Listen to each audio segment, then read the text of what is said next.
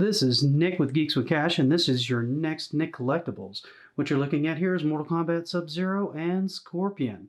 This is from a new line from McFarlane Toys based off the MK11 series. These two guys, as soon as I saw them, I kind of really wanted to buy them. I'm super impressed with the molds. I think everything, just even inside the box, looks phenomenal. If you look at him, Sub-Zero's got his iconic axes from the game. He's actually got the severed skull, which is also frozen, that he can hold in his hand.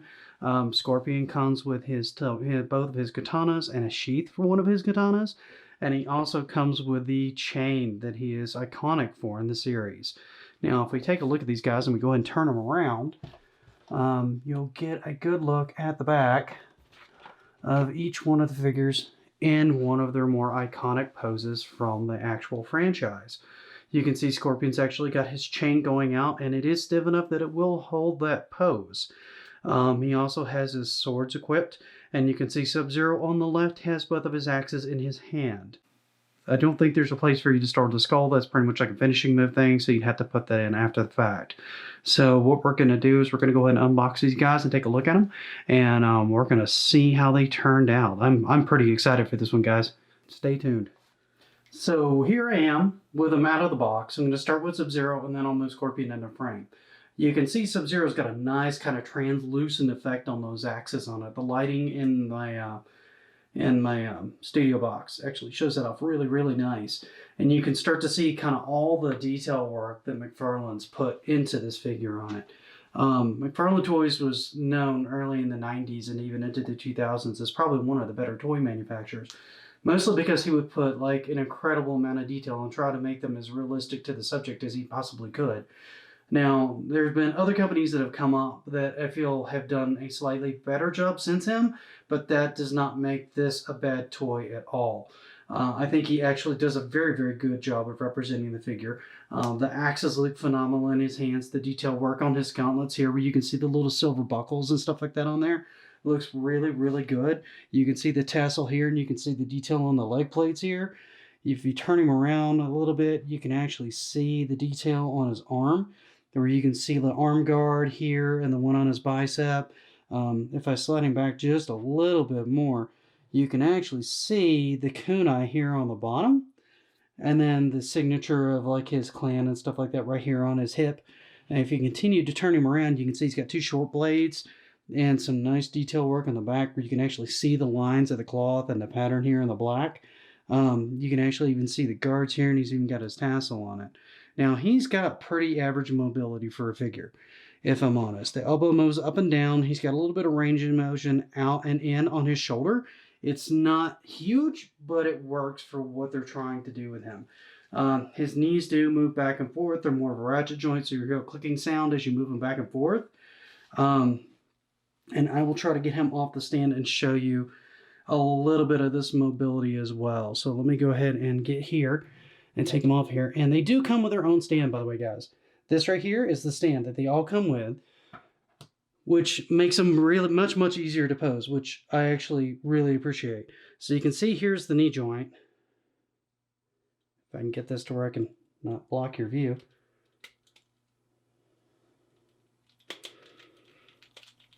He's pretty much got that level of mobility on that. Now this moves forward like that, and this can rock forward as well, like that.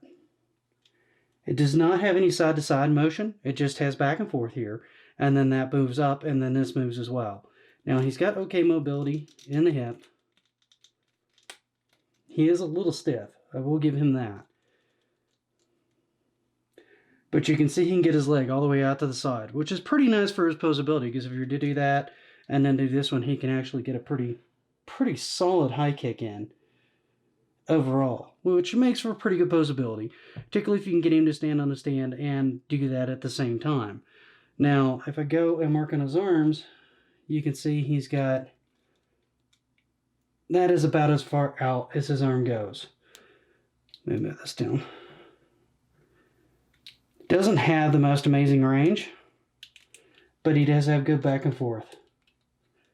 And it goes in. But that's pretty much his motion right there. So if you're looking for something that's just like insanely posable, this may not be your guy, but if you're looking for something in a Mortal Kombat franchise, I think he's a solid figure overall. Like I said, he's got okay head motion. Let me move this out of the way so I can kind of show that. It's not the most amazing, but his head will turn side to side. And he will get a little stiff as you play with him. But honestly, for the kind of figure he is and the poses you'll want to have him in, having him at this level of stiffness and rigidity is probably good for holding those poses, particularly in combination with the small stand that they have.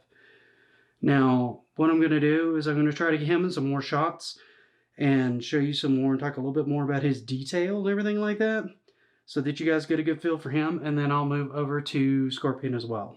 So hang tight. So here he is on the stand. As he's kind of spinning around, I'll kind of point out some of the details. You can't see really great here, but I'm going to try to get a picture up of the kind of arm guard that almost looks like a freaking shuriken itself. If you look at the leg, you can actually see the pattern on his leg again. It's almost like a clan symbol. As he spins further around, you can see what I'm talking about with the detail on the back of him, which is another great addition on it. As he comes back around, you can see his short blades. You can see the clan emblem again.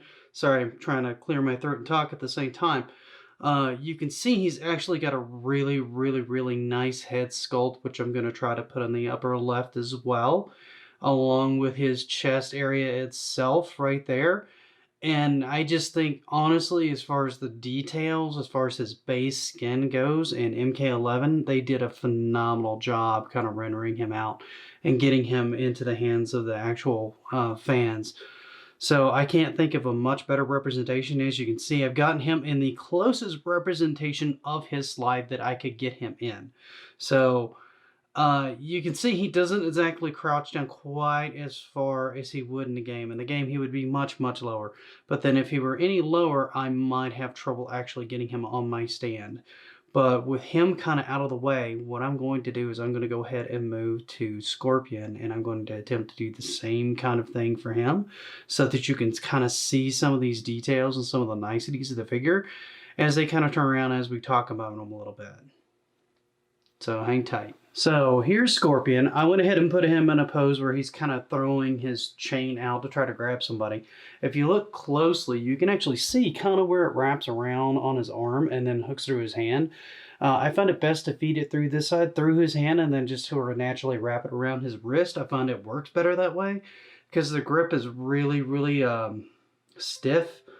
The plastic doesn't want to give really any at all, so it becomes kind of difficult in order, very, very difficult to open up wide enough to feed it in any other way. Scorpion's axes are very similar. You're just going to have to push them through to be able to get them in. But once it's in there, it stays in there and it looks great. The gold on the mask really shows up really well, particularly in my light box. You can see I've got both of his swords in here. They actually do come out of the scabbard and go into his hands.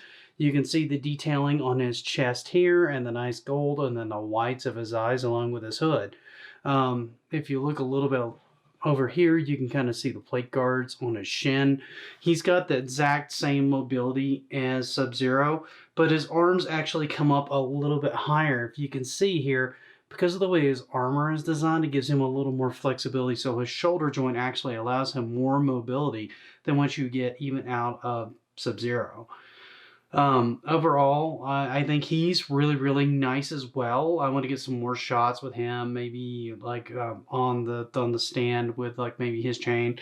Matter of fact, I want to move this over a little bit here so you can just kind of see it like that. You can see it just kind of hangs out there. Angle it more towards, get over here. Sorry, couldn't resist. I mean, it's Scorpion. When you expect me not to do that during the filming? Come on, guys. But yeah, he's got pretty amazing detail. I think he's a very good representation as well. I think that McFarlane Toys has pretty well knocked it out of the park as far as the likeness of the character goes. I would have liked to have seen a little more dynamic posability. But for a $20 figure with this kind of detailing and the molding on it, I think they've done a pretty reasonable job. I don't think that you could expect a ton more out of it. and really get anywhere with it. But at this point, I'm going to try to get some shots of the particulars on it. Like I said, you've seen the chain, so I'll probably try to get the swords in his hands and get some good shots of the sheath and everything else like that. And kind of talk through some of the details as I kind of have him doing the same thing that I have Sub-Zero doing a little earlier. So give me just a few seconds to set that up and we'll go ahead and get that started. So as you can see, I've gotten him out and I've gotten him on the stand. As he rotates around, you can kind of see the detail in his chest. You can see his blades here. You can actually see the armature right here on his arms, which I'll get a good shot of. You can see here are his sheaths. They hook here in the back, and then there's one that hooks in the front, and this one just hooks on the side right here. You can see that he's got really, really good detail on his back. He's got good detail here on his hip guard here. He's got good detailing here on the shin guards, but you can see where they kind of molded the plastic there a little bit.